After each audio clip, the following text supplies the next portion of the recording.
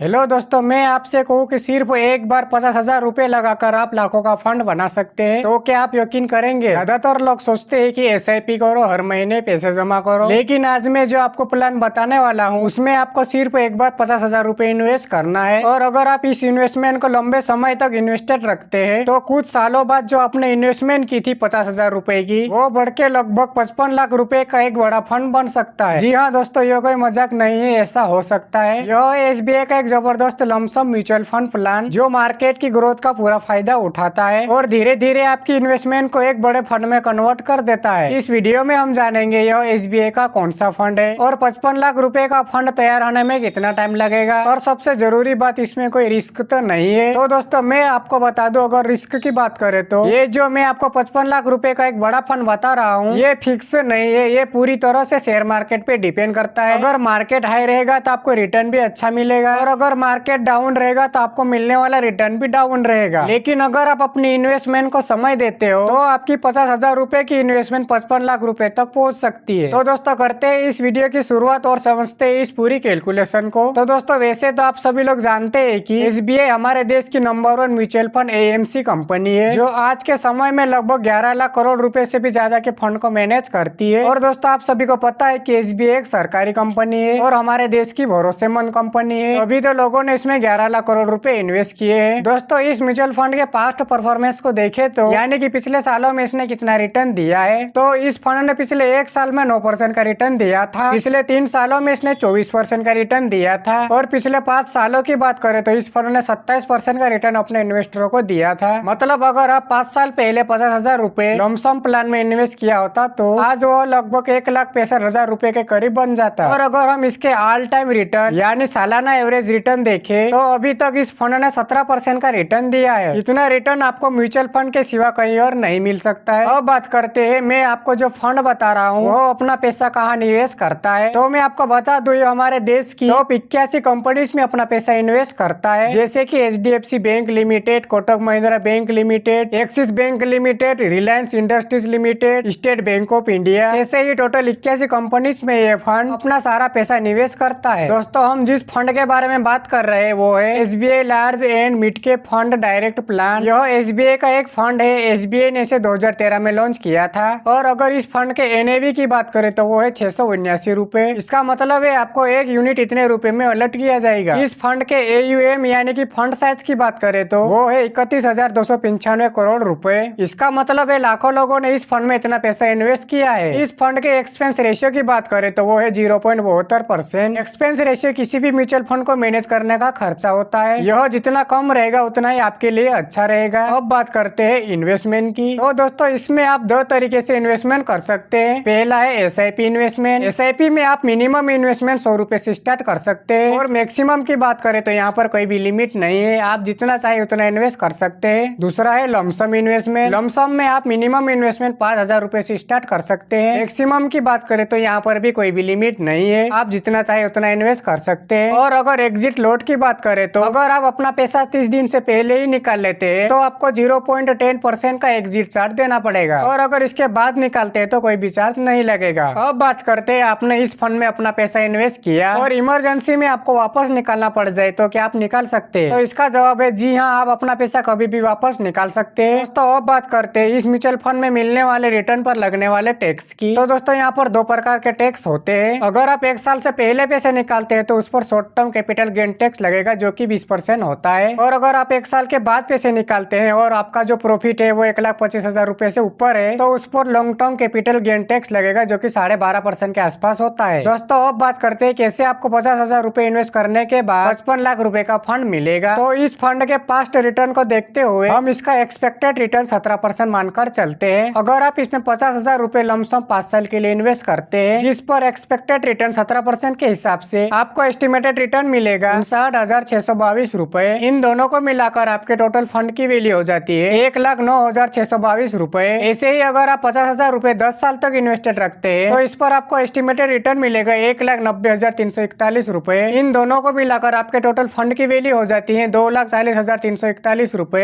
ऐसे ही अगर आप इसमें 50,000 रुपए 15 साल के लिए इन्वेस्टेड रखते हैं उस पर आपको एस्टिमेटेड रिटर्न मिलेगा 4,76,936 रुपए। दोनों को मिलाकर आपके टोटल फंड की वैल्यू हो जाती है 16,26,936 रूपए। ऐसे ही अगर आप अपने 50,000 रूपए की इन्वेस्टमेंट को 20 साल तक इन्वेस्टेड रखते हैं, जिस पर एस्टिमेटेड रिटर्न मिलेगा 11,05,280 रूपए, और दोनों को मिलाकर आपकी कुल राशि होगी 11,55,280 रूपए। और ऐसे ही अगर आप 50,000 रूपए 25 साल तक जमा रखते हैं तो उस पर एस्टिमेटेड रिटर्न मिलेगा 24,82,891 रूपए, और दोनों को मिलाकर आपके टोटल फंड की वैल्यू हो जाती है 25,32,891 रूपए। और अगर आप इस 50,000 रूपए की इन्वेस्टमेंट को 20 साल तक इन्वेस्टेड रखते हैं तो उस पर एस्टिमेटेड रिटर्न मिलेगा 55,03,233 रूपए, और इन दोनों को मिलाकर आपके टोटल फंड की वैल्यू हो जाती है 55,53,233 रूपए। तो देखा दोस्तों कैसे आपका एक छोटा सा इन्वेस्टमेंट भविष्य में लाखों का फंड बन सकता है। यह होती है दोस्तों कंपाउंडिंग की पावर। लोग बैंक में एफडी भी करते हैं, वहाँ उनको रिटर्न कितना मिलता है 6 से 7%। वही म्यूचुअल फंड में आप रिटर्न देख सकते हैं। पावर है म्यूचुअल फंड की। अगर भविष्य में आपको एक बड़े फंड की जरूरत पड़ने वाली है तो आप इस फंड में इन्वेस्टमेंट करके एक बड़ा फंड बना सकते हैं। दोस्तों फिर से आपको बता दूं, मैंने जो यहाँ पर रिटर्न बताया है वो पिछले सालों के रिटर्न के अकॉर्डिंग बताया है, इसलिए इसमें रिटर्न फिक्स नहीं होता है। यह पूरी तरह से शेयर मार्केट पर ही निर्भर रहता है। ये कम भी हो सकता है या ज्यादा भी हो सकता है। दोस्तों मैं यहाँ पर आपको इन्वेस्टमेंट करने के लिए नहीं बोल रहा हूँ, यह वीडियो सिर्फ एजुकेशनल पर्पज से है। अगर आप इस तरह के किसी भी म्यूचुअल फंड में इन्वेस्टमेंट करते हैं तो आप अपने फाइनेंशियल एडवाइजर से सलाह जरूर लें, या फिर आप खुद उस म्यूचुअल फंड के बारे में डीप एनालिसिस करने के बाद ही किसी भी म्यूचुअल फंड में इन्वेस्टमेंट करें, क्योंकि म्यूचुअल फंड एक रिस्की इन्वेस्टमेंट होता है। आपको यह वीडियो कैसा लगा कमेंट करके जरूर बताएं, और अगर आपको ये वीडियो पसंद आया हो तो वीडियो को लाइक जरूर से कर दीजिए, और इसी प्रकार के और वीडियोस देखने के लिए चैनल को सब्सक्राइब करना न भूले।